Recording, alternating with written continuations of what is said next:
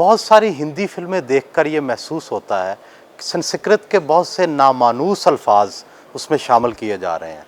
उर्दू जो है, उर्दू ज़बान ही जो है वो मथुरा और अलीगढ़ के बीच में पनपी है।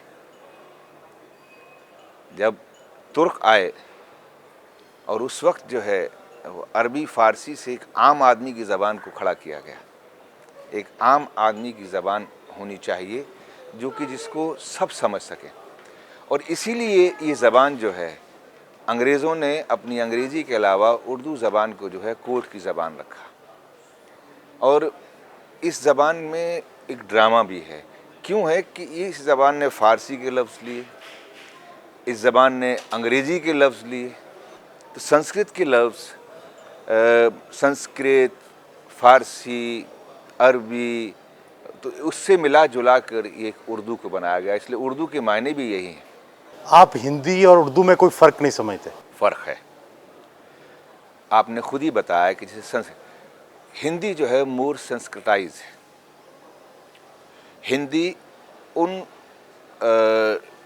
धार्मिक, जिस तरह से फ़ारसी और अरबी का ट्रांसलेशन स्ट्रेट जो है वो उर्दू होता है।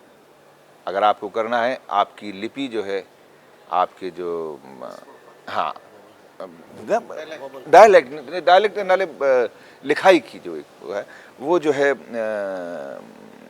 उर्दू है।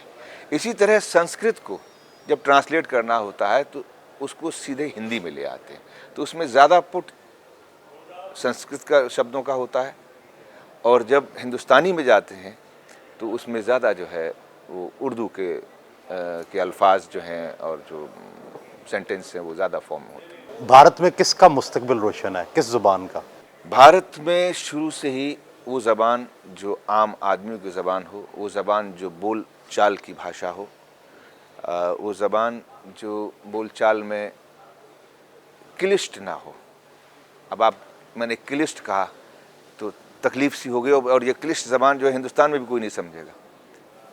वो ज़बान जो सख्त, बहुत ज़्यादा सख्त ना हो, कि सब आम आदमी की ज़बान होनी चाहिए, लोकलाइज ज़बान होनी चाहिए, और वो हमारे पास में हिंदुस्तानी है जिसको आप लोग उर्दू कहते हैं।